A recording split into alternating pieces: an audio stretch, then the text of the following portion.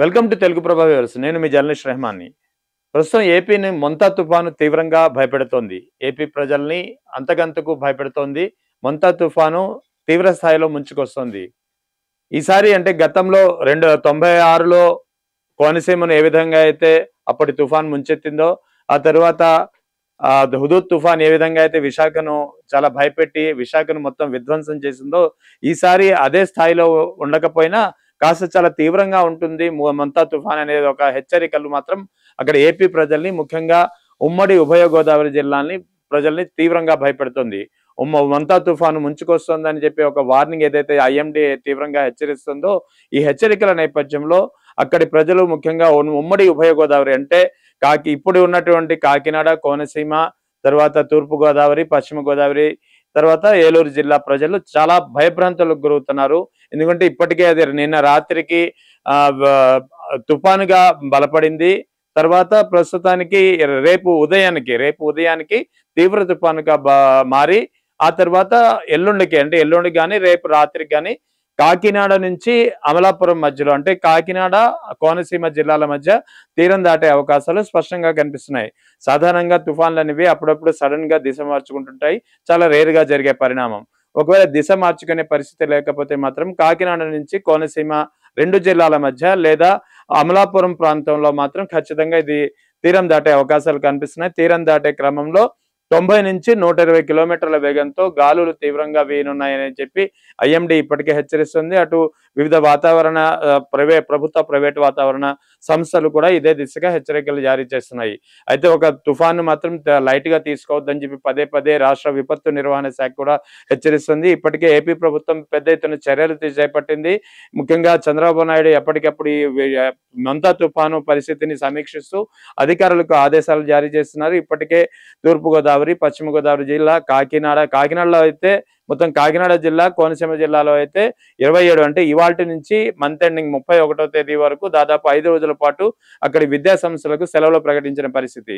ఇక మిగిలిన జిల్లాలో అంటే విశాఖపట్నం కావచ్చు, ఇటు తర్వాత ఏలూరు, ఆ తర్వాత కృష్ణా, గుంటూరు జిల్లాలో అయితే 2 రోజులు 3 రోజులు పక్కన జిల్లాలో ఉన్న పరిస్థితిని బట్టి సెలవులు ప్రకటించారు విద్యా సంస్థలకి. ప్రస్తుతం విశాఖపట్నంలోను, కాకినాడలోను, భీమవరం, నర్సాపురం ప్రాంతాల్లో, తూర్పుగోదావరి జిల్లాలోను, పశ్చిమ గోదావరి జిల్లాలో, నెల్లూరులో ఈ 5-6 జిల్లాల్లో ప్రస్తుతం ఇప్పటికే వర్షాలు రాత్రి నుంచి కురుస్తున్నాయి. రోజు గడిచే కొద్దీ వర్షం యొక్క తీవ్రత పెరుగుతోంది. రాత్రి నుంచి పరిస్థితి మరింత తీవ్రతరం దాల్చనుందనేది ఒక వార్నింగ్ వస్తుంది. ఇప్పటికే మనం మొంతా తుఫానుకు సంబంధించినటువంటి మ్యాప్ చూడొచ్చు. ఐఎండీ జారీ చేసినటువంటి మ్యాప్. ఐఎండీలో ఇక్కడ స్పష్టంగా కనిపిస్తోంది ఏ విధంగా అయితే ఈ తీరాన్ని దాటడానికి, తీరం పైకి దూసుకొస్తుందో మొంతా తుఫాన్ యొక్క తీవ్రత, దీన్ని బట్టి మనం క్లియర్ గా అర్థం చేసుకోవచ్చు. అయితే ఇక్కడ లైట్ గా తీసుకోవద్దని ఒక వార్నింగ్ ఉంది. ఎందుకంటే గతంలో మన హుదూద్ తుఫాను విశాఖ నగరాన్ని, విశాఖ చుట్టుపక్కల ప్రాంతాలను ఏ విధంగా విధ్వంసం చేసిందో, అయితే చాలా మంది తుఫాను అనేప్పటికీ తుఫాన్లు ఐఎండీ హెచ్చరించినంత తీవ్రత ఉండదు అనుకుంటాం, కానీ హుదూద్ తుఫాన్ విషయంలో ఇది 100కి 100 నిజమైంది. హుదూద్ తుఫాన్ లో ఏ విధంగా అయితే ఏ స్థాయిలో అయితే హెచ్చరికలు జారీ చేశారో, ఆ హెచ్చరికల్ని దాటి మరి హుదూద్ యొక్క విజృంభణ మన కళ్ళ ముందు మనకి ఇవాల్టికి కూడా కనిపిస్తుంది. అండ్ సో ఇప్పటికి కూడా అందుకే ఈసారి మొంతా తుఫాను విషయంలో అప్రమత్తత అవసరం, లైట్ గా తీసుకోవద్దని చెప్పి పదే పదే హెచ్చరిస్తున్నారు. ఎందుకంటే మొంతా తుఫాను ఒకసారి తుఫాన్ల పరిస్థితి ఎలా ఉంటుందంటే, తుఫాను తీరం దగ్గరికి, అంటే తీరాన్ని దగ్గరికి వచ్చే కొలది వాటి యొక్క తీవ్రత అంతకంతకు ఒక్కోసారి పెరుగుతుంటుంది. ఒక్కొక్కసారి ప్రస్తుతం అయితే ఇప్పుడున్న, అంటే 24 గంటల తర్వాత తీరం దాటే అవకాశాలు ఉన్నాయి. ప్రస్తుతం ఇప్పుడున్న అంచనాల ప్రకారం అయితే మొంతా తుఫాను తీరం దాటే సమయంలో 90 నుంచి 120 కిలోమీటర్ల వేగంతో గాలులు వీస్తాయని చెప్పి ఒక అంచనా ఉంది ఐఎండీ నుంచి. అదే ఒకవేళ తీరం దగ్గర అయ్యే టైంకి, అంటే రేపు ఉదయం తీరం దాటే సమయానికి ఈ గాలుల తీవ్రత 150 నుంచి 180 కిలోమీటర్ల వేగానికి కూడా మళ్ళీ అవకాశాలు లేకపోలేదు. సో అందుకే ఈ నేపథ్యంలో అన్ని జాగ్రత్త చర్యలు తీసుకుంటున్నారు. ఇటు రాజమండ్రి ప్రాంతంలో, గోదావరి తీరంలో కూడా, గోదావరి నదిలో కూడా పడవల ప్రయాణాన్ని బ్యాన్ చేశారు.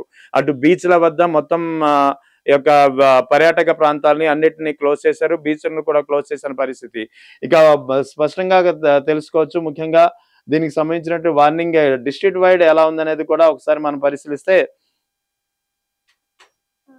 మొత్తం ఈ జిల్లాలో అంటే ముఖ్యంగా ఏదైతే రెడ్ మార్క్ ఉందో ఇక్కడ రెడ్ మార్క్ సంబంధించినటువంటి శ్రీకాకుళం, విజయనగరం, విశాఖపట్నం, తూర్పు పశ్చిమ గోదావరి జిల్లాలు, కాకినాడ, కోనసీమ జిల్లాలతో పాటు కృష్ణా జిల్లా వరకు ఈ రెడ్ మార్క్ స్పష్టంగా కనిపిస్తుంది.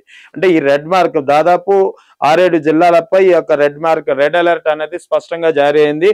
ఆ తర్వాత ఎల్లో అలర్ట్ కొన్ని జిల్లాలో, ఆరెంజ్ అలర్ట్ కృష్ణా, గుంటూరు, పల్నాడు, నెల్లూరు జిల్లాలో ఆరెంజ్ అలర్ట్ ఉంది. ఇటు తిరుపతి, చిత్తూరు జిల్లాలో కూడా ఆరెంజ్ అలర్ట్ ఉంది. మిగిలిన జిల్లాలో ఎల్లో అలర్ట్ అనేది కాస్త మనం లైట్ గా తీసుకునే పరిస్థితి. సో ఇక్కడ రెడ్ అలర్ట్ ఏదైతే ఉందో మొత్తానికి ముఖ్యంగా శ్రీకాకుళం నుంచి మొదలుకొని ఇటు కృష్ణాగిరి జిల్లా వరకు తీవ్రమైన రెడ్ అలర్ట్ అనేది స్పష్టంగా జారీ అయింది. సో ఆ మొంతా తుఫాను మాత్రం అంతకంతకు తీవ్ర రూపం దాల్చే ప్రమాదం లేకపోలేదు. ఖచ్చితంగా దీనికి సంబంధించినటువంటి అప్రమత్తత అవసరం అని చెప్పి అధికారులు ఇప్పటికే దీని దిశగా అన్ని జాగ్రత్తలు తీసుకుంటున్నారు. ప్రభుత్వం ఎప్పటికప్పుడు సమీక్షిస్తూ అధికారులను అప్రమత్తం చేస్తూ ఇప్పటికే విద్యా సంస్థలకు సెలవులు ప్రకటించారు. రానున్న 24 నుంచి 48 గంటలు అత్యంత అప్రమత్తంగా, అత్యంత అలర్ట్ గా ఉండాల్సిన అవసరం ఎంతైనా ఉందని చెప్పి ఒక హెచ్చరిక జారీ అవుతుంది. ఈ నేపథ్యంలో మొంతా తుఫాను తీరం దాటే సమయంలో మాత్రం పరిస్థితి మరింత తీవ్ర రూపం దాల్చే అవకాశాలు స్పష్టంగా కనిపిస్తున్నాయి.